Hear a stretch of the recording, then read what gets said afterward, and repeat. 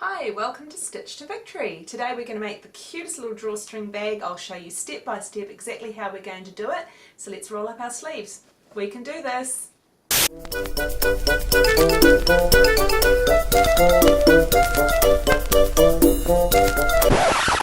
Greetings Victory Stitchers! Let's get ready to make this drawstring bag. You'll start by needing a couple of pieces of fabric, probably out of your stash or wherever you've got it. I'm using a medium weight cotton, about 11.5 by 16 inches, which is approximately 29 by 40 centimetres. That'll give us a decent size. It's a little easier to work on a slightly larger bag than a smaller bag for something that you're starting off with where you don't want to get too fiddly. I just want to talk briefly about the fabric. It doesn't matter which type of fabric you use in a woven, but this edge here is called the selvage edge, and that is usually at the top and bottom. There's nothing at the bottom because I've cut it off. That's where it's attached to the loom.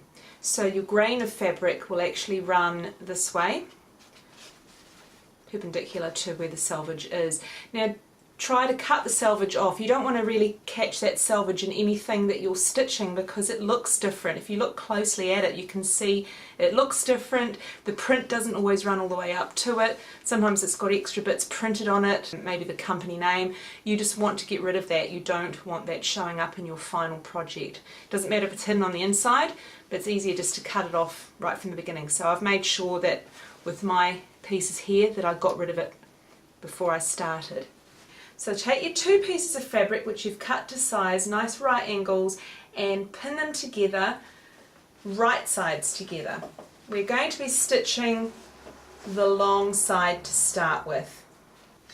Okay, I'm going to start pinning. I like to pin perpendicular to my seam line. We don't need a lot of pins, we just want to hold those two pieces of fabric together so that the ends are even.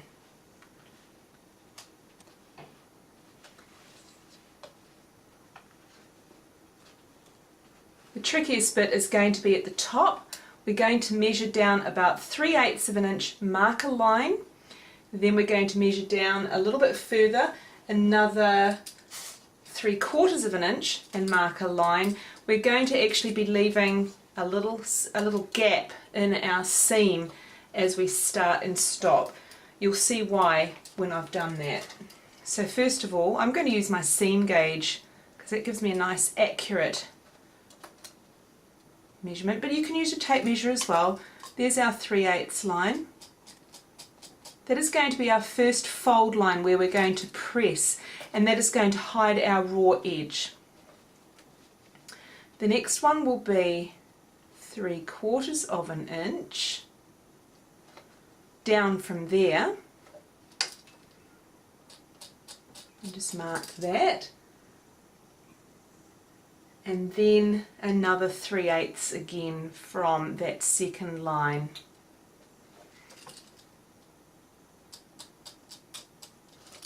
And lastly, we want a 1/2 inch from that previous one that we just made. And this last one here, this 1/2 inch gap, we are not going to stitch. We are going to leave that open.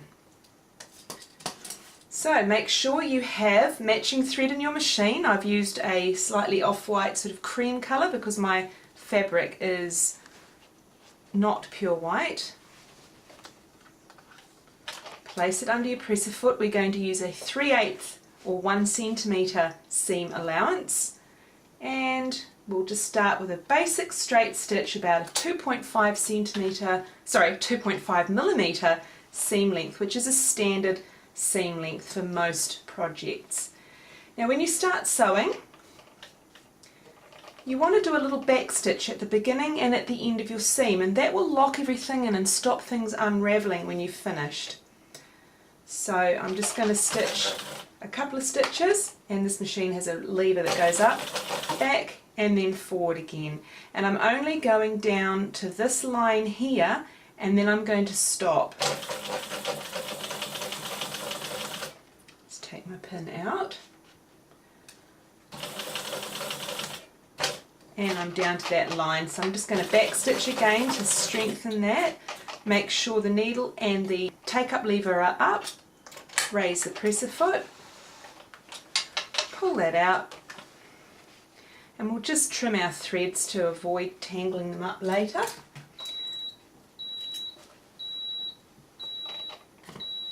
Don't mind the beeping, that's my iron, it's switching itself off, it's getting bored waiting for me. And we're going to pick up again at the other side of that gap that we were talking about. So make sure it's on the 3/8 seam allowance. Do a couple of stitches, back tack and forward. Take your pins out before you stitch over them, otherwise you could be fielding a number of broken needles, which you don't really want to be doing.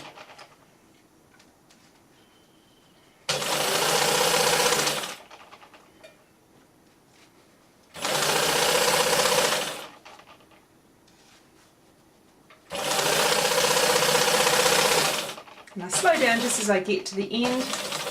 I'm going to do my little back tack at the end. And that's our first seam done. I'll just clip that thread, tidy it up a little. Now if we were to open that up,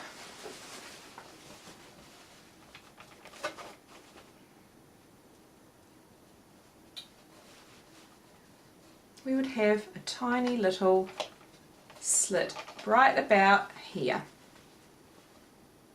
That's going to be for our drawstring later on. So after the first seam, I just did the identical thing on the other side. So now we have two seams with a little gap. I've just marked with pen where that gap is so that you can see the break in the thread, stop and start. And if you'll follow me over to the ironing board, I'll show you how we press those seams open. The first thing we need to do is press this seam flat. Now, if it were a wider bag, I would put it over the ironing board, however it's not. So I've just offset them so that when I work on one seam, I'm not interfering with the second one.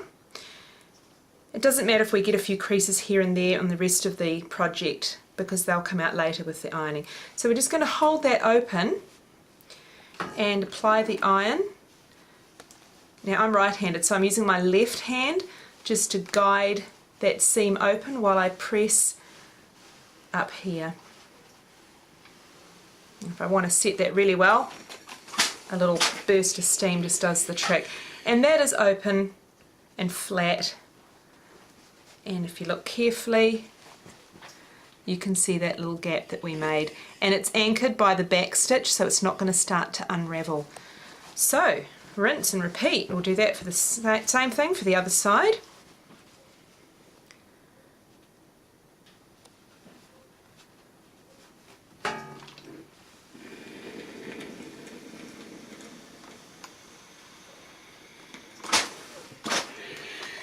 Done. Now we're going to take from the top again. Now remember we made a mark about 3/8 of an inch.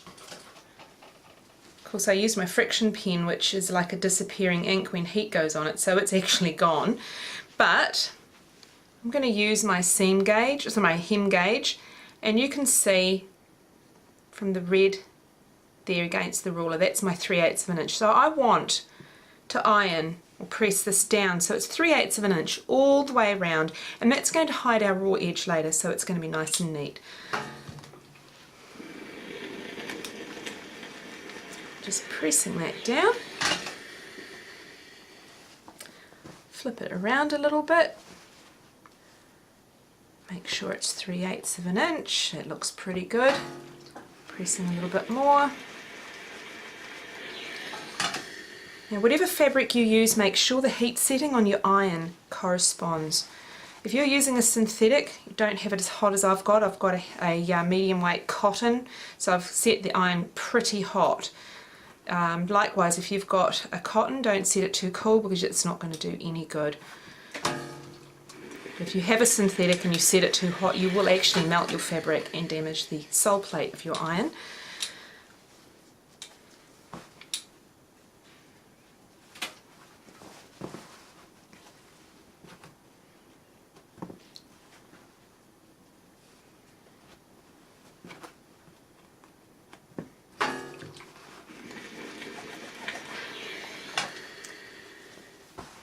the beginning, and there we go. The next measurement was 3/4 of an inch below that.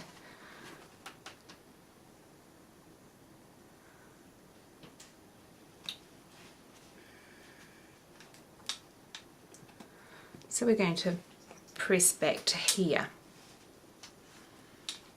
That should be about 3/4 of an inch. And this little tunnel that we're creating is called a casing. And that is actually going to hold some ribbon or cord or whatever it is you're going to actually use for the drawstring part of the bag.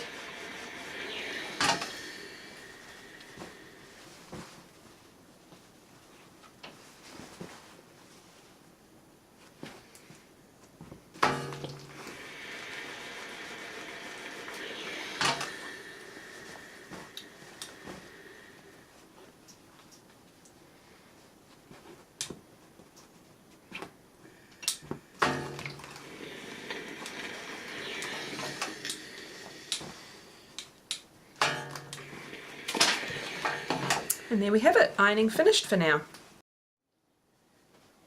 Right, now we have created that casing with the iron, we really don't need to pin this down because it's actually holding itself really well.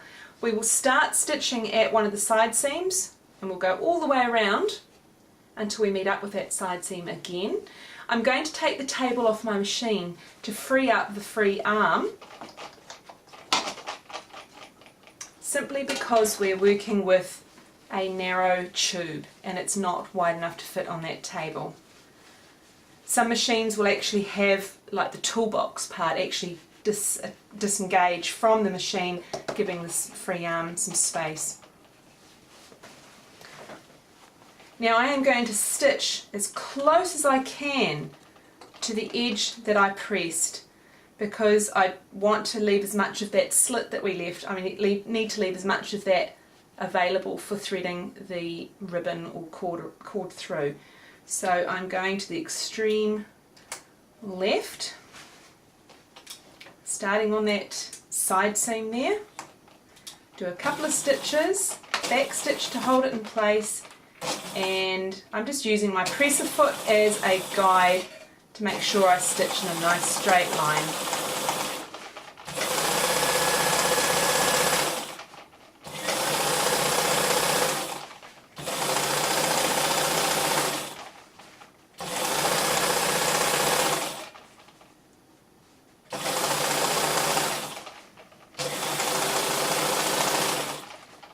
Now before I get to the end, I'm actually going to clip my stitches and make sure my needle's down. Sorry, clip my threads because I don't want them getting caught up. Too late, they may already have done that. So it just gets them out of the way. And they're gone. And then I'll just finish that. And a little back stitch to finish to lock that in place.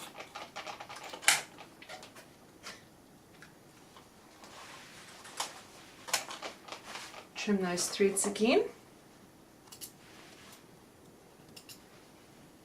Now, if I turn that round the right way, you'll be able to see we have our casing in here. I am going to do a second line of stitching close to the other end, just to finish it off. It's just a top stitch, just to make it look a little more complete and a little neater.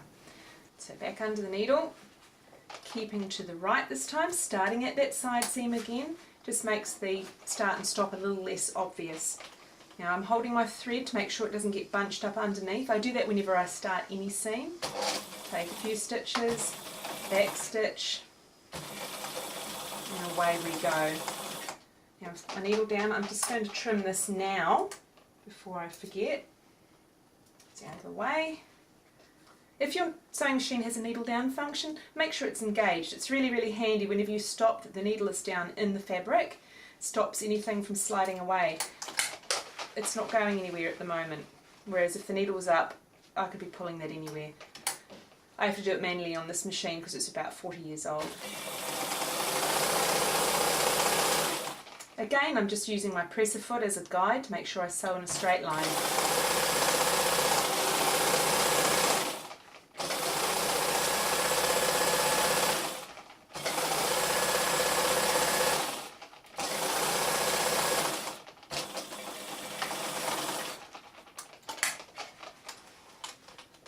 And done.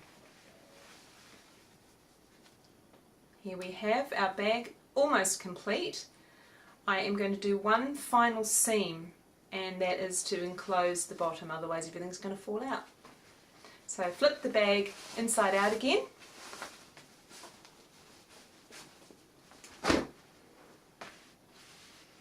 Make sure it's nice and flat, side seams are down, nothing's buckled, and again another 1 centimetre or 3/8 of an inch seam right across the bottom.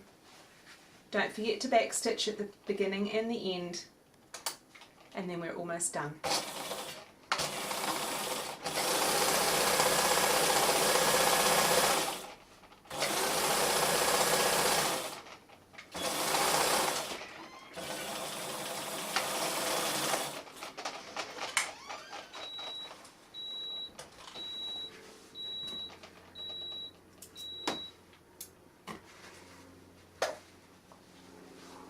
Right, flip that bag back around the right way.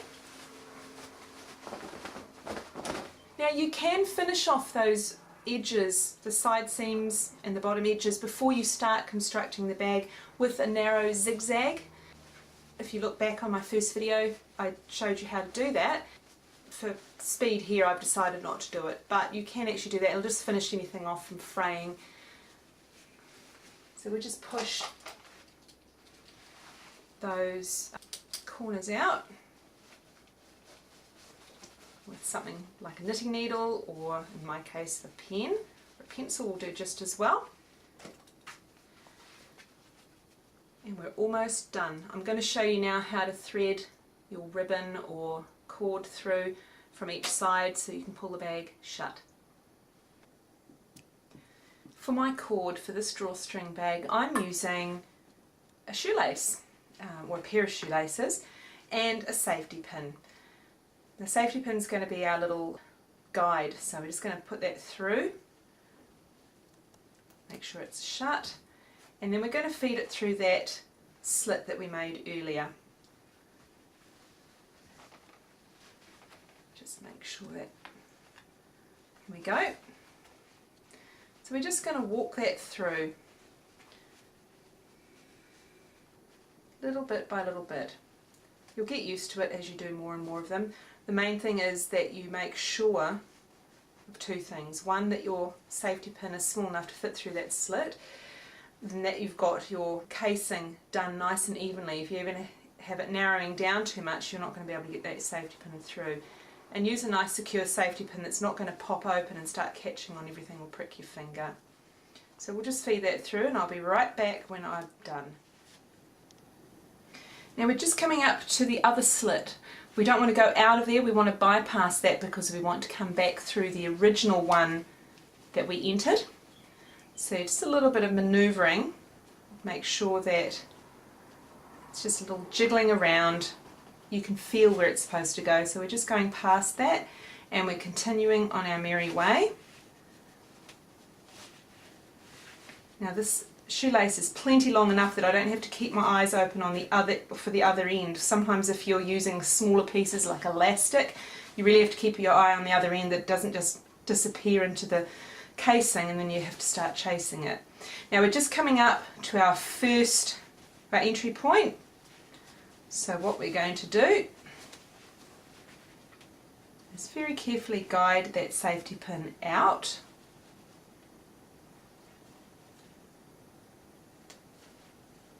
It's kind of a way of holding your tongue the right way to do that. Here it comes.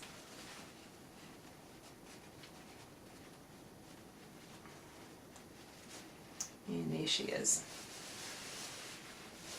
Pull that through so it's roughly even. Remove the safety pin and you're halfway there. You can actually leave the bag like that if you want. There is no reason why you can't just use that as your drawstring bag. It's perfectly fine. What I'm demonstrating today though is the kind that you can pull from both sides. which means we need a second piece of cord. And we will feed that through from the side that we bypassed earlier. So attach it to your safety pin, clip it shut, into the little casing, and off we go again. Now remember, as we get to the slit on the opposite side, this time we're bypassing this one, going back to this original one here. So it's just a matter of just jiggery pokering it around that side seam. It's a little tighter the second time because you've already got a piece of thread, cord or ribbon or whatever in there. Just persist with it. I wouldn't recommend using a shoelace if you have never done this before, just simply because that end of the shoelace, that stiff bound end, tends to have a little mind of its own. But a nice piece of ribbon is actually perfect, plus it looks pretty. You can even use a piece of fabric tape, which is usually nice and strong. They're usually made out of cotton. There's a number of things you can use. You can personalise them all with different things. And we're almost at the end. So as I'm going around and it gets bunched up, I'm just holding the pin end in place and just pulling the rest so that the end of the cord can just be pulled through along with it. And we're just about there at our starting point. There we go. Just the end of that shoelace is just trying to do its own thing. There we go. So you can see it bunches up. Hold it and pull it through the other way.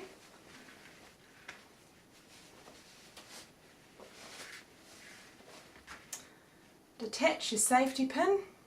Put it aside for another day. And what you'll have now is a bag with two sides that have each got a cord, and you get that nice symmetrical even finish. And because we top stitched, we just have a much neater edge around the top. So easy to open, easy to close. Because these are quite long, you don't even need to tie them together. That's entirely up to you, but it'll be great to see what different things you come up with. Please share in the comments as to what you're planning to do with the drawstring bag. Personally, I think this would make a great gift bag. So, happy sewing, and I'll see you next time. Bye.